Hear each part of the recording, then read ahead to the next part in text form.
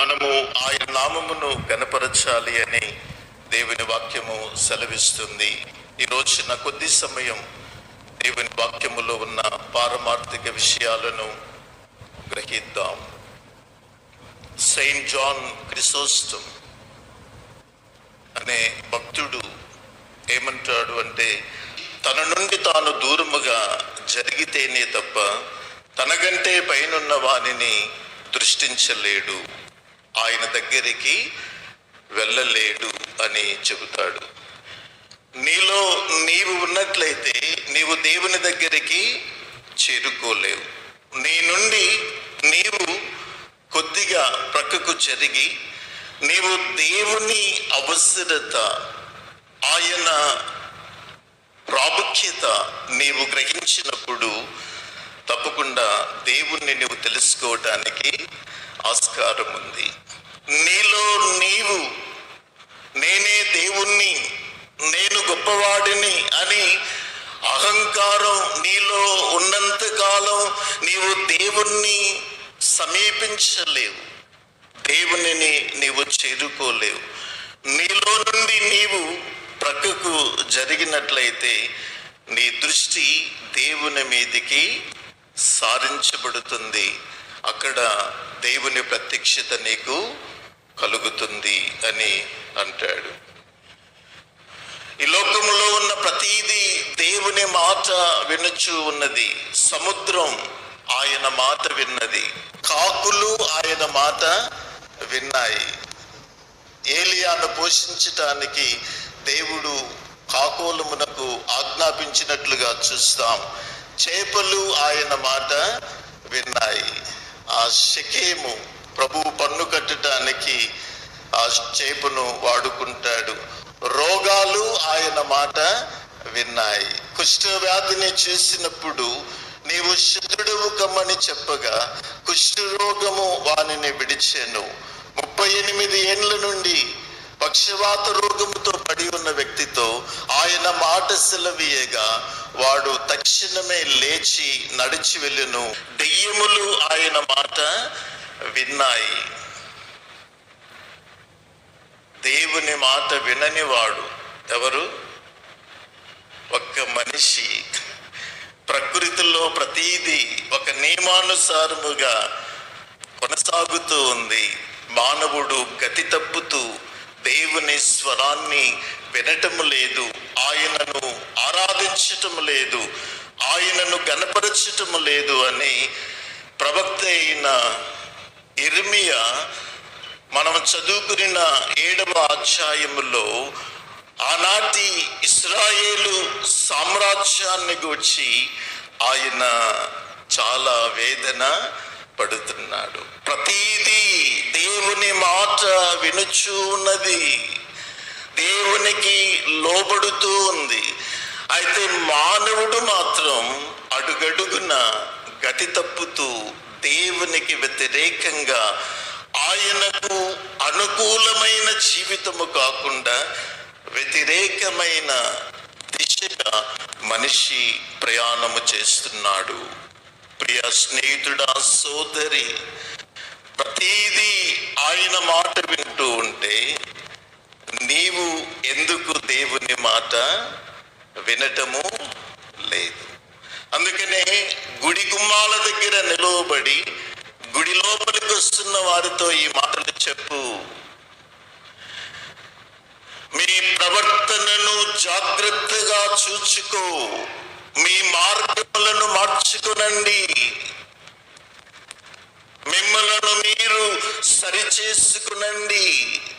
దేవాలయములోకి ఆరాధనకు వస్తున్న యూదావారలారా, మీరు మీ ప్రవర్తనను సరిచేసుకోండి. ఇది దేవుడు మనకిస్తున్న సందేశం. నీ బాధ్యతలను నీవు ఎలాగ నిర్వర్తిస్తున్నావు? ఎందుకంటే దేవుడు ఏదో ఒక రోజున నిన్ను ఏమడుగుతాడు? లెక్క అడుగుతాడు. నీకు ఏది ఇచ్చాడో, సమయము, తలాంతులు, నీ జీవితం, వయస్సు, నీకిచ్చిన ఉద్యోగం, నీ బాధ్యతలు అవి ఏవైనా సరే దేవుని ఎదుట మనం ఒక రోజున నిన్ను గూర్చి నీవు లెక్క చెప్పాలి. మన జీవితాలను, మన వ్యక్తిత్వాలను మలచగలిగిన శక్తి దేవుని వాక్యంలో ఉన్నది. అందుకనే యెరూషలేము ప్రజలను దేవుడు పిలుస్తున్నాడు. కోడి తన పిల్లలను రెక్కల క్రిందికి ఎలాగూ చేర్చుకునవలనని కోరెనో నేను మిమ్మలను చేర్చుకోవాలనుకుంటున్నాను, మీరు రానొల్లకపోయారు. యెరూషలేమా, యెరూషలేమా, ప్రవక్తలను చంపుచూ ఉండుదానా, నేడైనా నీవు సమాధాన సంబంధమైన వార్తను వింటే ఎంత బాగుండును. యెరూషలేము చివరి ప్రయాణములో ప్రభు ఘోషిస్తూ ఉన్నాడు, యెరూషలేమా, నీవు ఇకనైనా దేవుని తట్టు, శాంతి రాజు అయిన యేసు ప్రభు తట్టు తిరిగితే నీకు ఎంత మేలు. ఒకవేళ దేవుడు లేనట్లుగా జీవిస్తూ ఉంటే ఇదిగో నేను చెప్తున్నాను, రాయి మీద రాయి ఉండకుండా నీవు కూల ద్రోయబడతావు. యెరూషలేమా, నా దగ్గరికి రా, శాంతి రాజును నీవు అంగీకరించు అని యేసు ప్రభు తన సువార్తలో మాట్లాడుతూ ఉన్నాడు. మీరు నా తట్టు తిరగండి,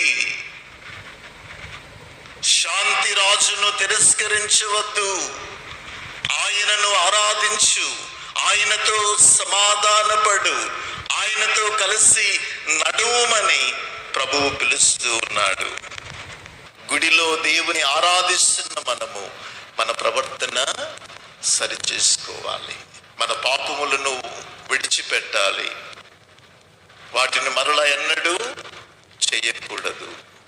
మనం పరిశుద్ధమైన జీవితాన్ని జీవించాలి. తలలు వంచండి, ప్రార్థన చేద్దాం.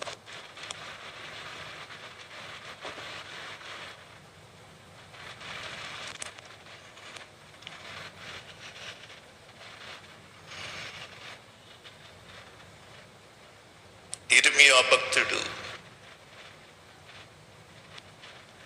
గుడి లోపలికి వస్తున్న వారితో మాట్లాడుతున్నాడు.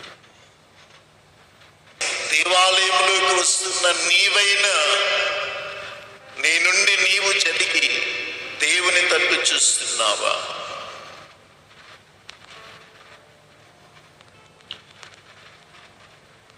దేవుని ఆరాధిస్తున్న నీవు, నీ ప్రవర్తన, జీవితం ఎలా ఉన్నది?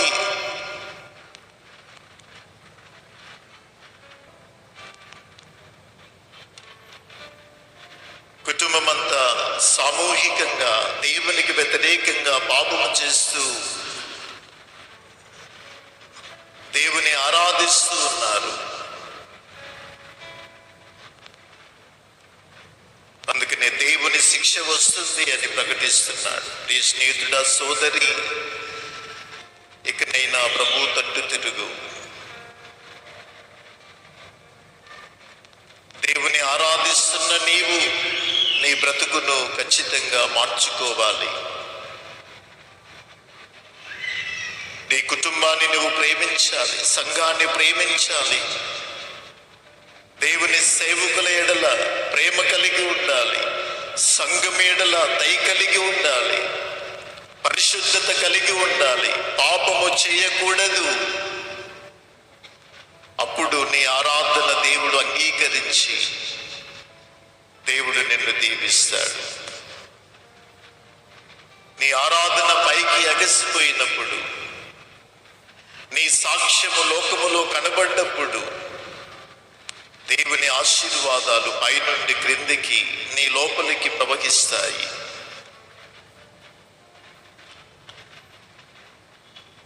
యేసు ప్రభువా, నా పాపములను క్షమించు, నా ఆరాధన నీ దృష్టిలో అంగీకారముగా ఉండటానికి, నా ప్రవర్తన అంగీకారముగా ఉండటానికి అనుగ్రహించు అని ప్రభువుని ప్రార్థించండి. దేవుడు దర్శిస్తాడు.